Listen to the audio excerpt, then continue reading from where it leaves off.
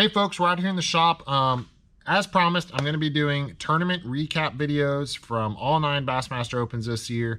Whether they're good or bad, I'm going to let you guys know kind of what happened, my thoughts on everything, and I hope you all enjoy the videos. So first we're going to start off with Lake Okeechobee. We're going to be doing 2 lakes in this one, Lake Ouachita and Lake Okeechobee, just because they were so close. They were back to back. Almost, we had like 4 days in between after the event and before practice started, so I wasn't able to do a recap strictly on Okeechobee, so I figured I'm just gonna combine these 2 in this one.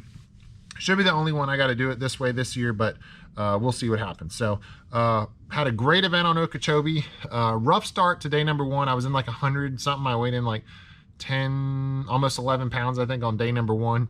Had a huge day number 2, had 20 pounds and change, and you know, really made a good change on day number 2, which ended up, you know, helping me move up in the standings there. Little tip from my roommate who I room with, clued me in on a little deal, little afternoon bite that was going on, and I kind of keyed in on it. So shout out to my roommate Andrew for pointing that out to me. So yeah, gonna go with the 2 baits that I threw the entire tournament. Really nothing crazy. There is something kind of crazy that you wouldn't expect for Florida, Okeechobee, but for those of you that don't know, I grew up in Florida, Orlando. The Kissimmee chain is where I grew up fishing. I lived there for 28 years, I think. But I grew up fishing there, so I love Florida fishing. I love going down there and fishing in Florida. I've had some really good events on Okeechobee, and so I was really looking forward to this one. And it was nothing that I expected it to be when I got there. I hadn't been there in probably 5 or 6 years, and like it totally changed. Like the grass was all gone. There was a few areas that had hydrilla, but it was nothing like it used to be. And the water was really dirty. So it seemed like when you found an area, so did everybody else. That's just how it was. There was probably like 3 or 4 areas that the 200 and something boat field were all fishing those same spots. So that's just how it goes down there, I guess, right now, the way it's fishing. It's kind of crazy. I know Scott Martin and his family are trying to encourage, you know, Ron DeSantis and those people there to, you know, help out with the lake, put some money in Lake Okeechobee. So if you want more information on that, go over and check out Scott Martin's page. He's talked about it a bunch. That lake could use some help. That's a gem there in Florida.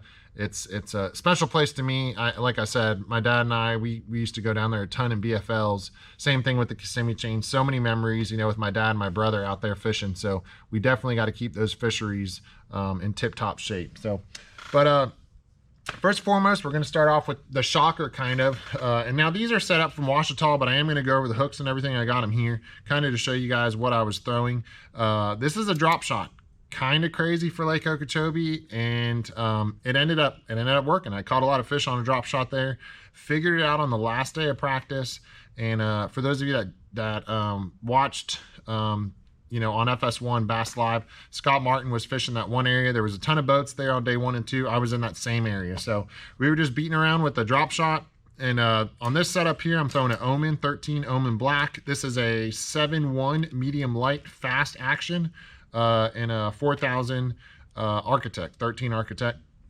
On here I'm throwing this was the deal, Seagar flash green. This is 10-pound line. I throw 10 to 15 on all my spinning rods.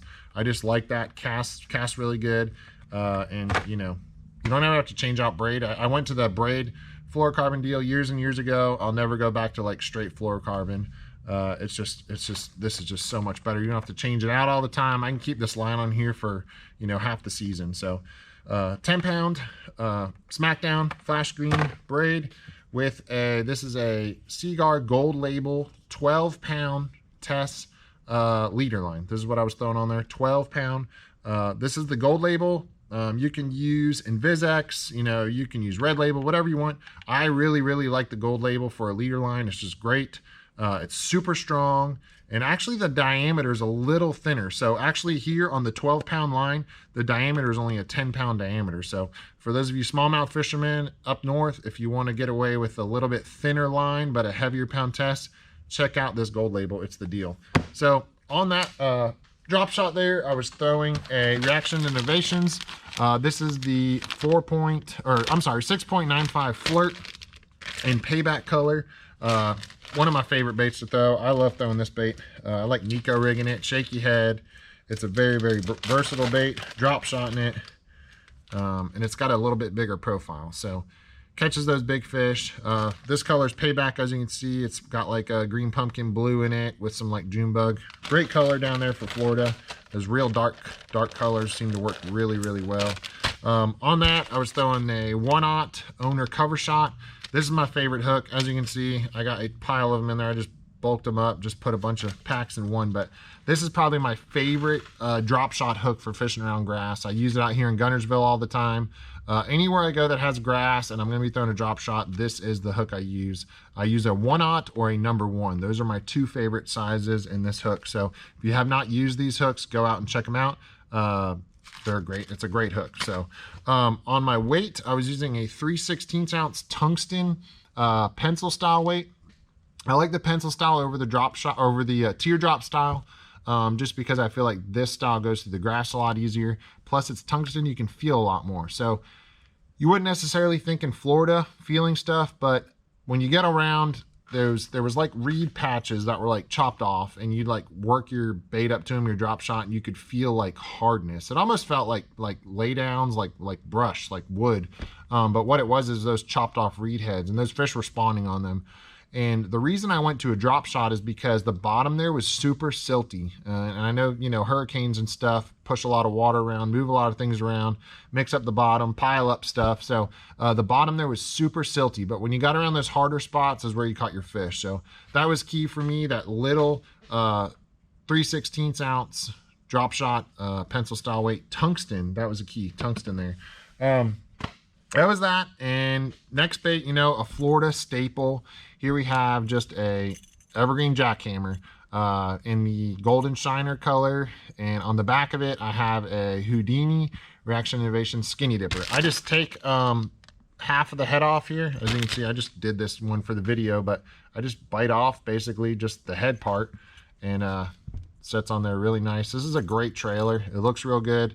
Houdini is a huge color down there in Florida, especially on Okeechobee. But yeah, that's the golden shiner color, and Reaction Innovations Houdini color skinny dipper on there. So that's it there. This is a 1/2 ounce. I was throwing a 1/2 and a 3/8. I had both sizes rigged up. On that, I like to throw Seaguar and VizX 17 pound line. I used to throw 20 all the time. I just feel like the 17 just casts so much better. So I really, really like the 17. So for those of you that are throwing 20, and you want to get a little bit further distance, just check out that 17. They now make it also in the red label, so check that out. Rod I was using here, this is a 7.4 cranking moderate action. This is my favorite chatterbait rod like of all time, and I love throwing a chatterbait.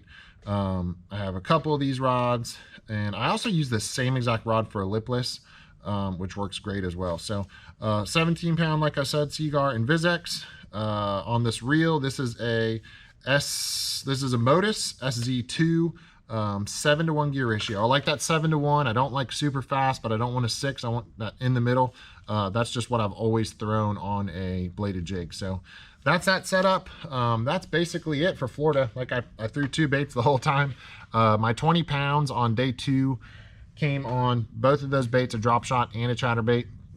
Majority of my bigger bites did come on a chatterbait, which is, you know, pretty typical for down there in Florida, or just throwing a bladed jig in general. Seems to get the bigger bites. So that's that setup for Okeechobee. And now we will get over to Lake Ouachita. All right, so now let's get to Lake Ouachita. Lake Ouachita was very, very tough for me. I don't know really what happened there.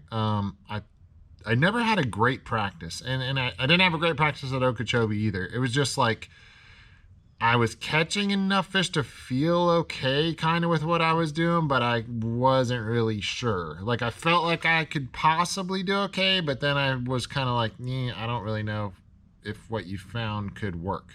It was really weird. And then so day 1 of the tournament rolled around. All I was going to do the entire tournament was use my Lowrance Active Target 2 and just, you know, throw a little Demiki style bait. That was the plan. That was what I was going to do. I was catching, you know, throwing this little, this is a Dirty Jigs guppy head with a Reaction Innovation shiver shot. that little dude right there was going to be one of the baits I was going to throw, that I was planning on catching some fish on. Another thing I was catching them on in practice was a jerkbait, just a Mega Bass Vision 110 +1. That was the deal. That's what I was going to do the entire tournament. 2 baits, and that's it. That's what I was going to do. It did not work out that way. So day 1 came around. I go out there, you know, trying to do this forward-facing deal. See a lot of fish, throw at a lot of fish, get a lot of follows. They don't eat it. Like, I would have fish like literally on that jerkbait. They'd come up to it like they were gonna smash it, and it almost like you didn't see the fish anymore. Like, you saw your bait and the fish was like on your bait. Like, I would have sworn they would have had it, and the next thing you know, they turn around and swim off. They never got my bait. So I did that till about 12:30, 12:30, 1 o'clock, and I was doing it like 3:45, I think, or 4, day number 1, something like that. But I ended up like totally just scrapping it. I could not catch fish doing that. It just was not working. So I then ended up going to trying to break my rod here, a Berkley Fritz side, a Fritz side 5 right there. And I was throwing this super shallow. This is how I caught all my fish in the entire tournament, on a Fritz side and, you know, a Rapala DT10 and the Demon color, both red. I ended up fishing super dirty water, and that's kind of something I figured out as the tournament was happening. You know, that's just what was going on. That's just how it was going down for me. That forward facing bite just like fizzled out. My roommate is really good at forward facing sonar, and his bite went away for him. He told me that night after day 1, dude, like, I couldn't make it work. So he ended up catching a few on it. Day 1, I believe he caught all of his fish on it, but it wasn't like what it was in practice. He was catching some really, really good fish in practice. So this is what I ended up throwing pretty much the entire time. This Berkley Fritz side 5. That bait catches them. It's just a good bait. I like it here at home on Guntersville, and it catches a lot of fish. Unfortunately, wasn't getting any big bites. You know, I was hoping I could eventually run into a big one, but it just they weren't up there, I guess, at that time. All the fish I did catch, though, were all like feeding on crawfish. You can tell their mouths were all red. They were chewing on crawfish, and then they were also like moving gravel to spawn. Their lips will get real red, bright red from like lifting rocks and stuff. So that deal was definitely the deal as far as catching fish. So if you're going out on Ouachita right now and the water's cold, throw that Fritz side 5. You're going to catch some fish. On that, I like to keep it simple. I throw 12-pound Seaguar Red Label. This is my go-to line. I throw Red Label probably 80% of the time. Red Label is what I go with. It's really, really affordable, and it's really, really good line. So make sure you check it out if you're looking for a affordable fluorocarbon that lasts a long time and it's super strong. Definitely check out the Red Label. So 12-pound. My rod on my Fritz side, this is a 7-foot Fate Black. So really inexpensive rod, moderate action. This rod here, I actually found Kyle Welcher. This is like one of his favorite rods. So he did a couple videos on him, and this was his go-to rod for like a small crankbait. So I really, really like that for that bait. I also throw like small square bills on it and stuff like that. My jerkbait setup, which is what I thought I was going to be doing. This is the Meta 6/8 medium fast Action 13 rod. This is a sick jerkbait rod.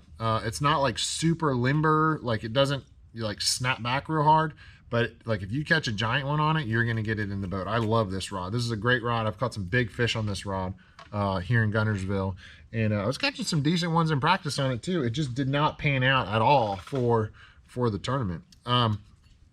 Back to my little forward-facing minnow here. This is a guppy head. I throw them all the way from quarter to like half ounce. I mean, half's a big head, but depending on the depth you're fishing, this is a great little head here. And the shiver shot is kind of a secret little deal. Reaction Innovations had it out for a long time now, years now, and it catches fish. So I don't know if you can see it. It looks real realistic. It's got fins on it. It's just a great bait. It has a lot of action to it in the water. So definitely check out that bait. If you're a forward-facing person, definitely check out the Reaction Innovations Shiver Shot. They got tons of different colors, and it just catches them. So on that same setup as I use on my drop shot, Omen Black, 7/1 medium light, extra fast tip. That's it, 4,000 reel. That's my setup for the forward facing deal. That's it, man. That is my tournaments, both of my tournaments. We had a great one, Okeechobee. Ouachita, I sucked, and that's just how it is. I'm gonna be real with y'all on here. When I have a bad event, I'll tell you what I did wrong, what I think I did wrong. The way that tournament was won was actually on shallow grass, I guess, super shallow. The guy caught him on lipless and shallow grass.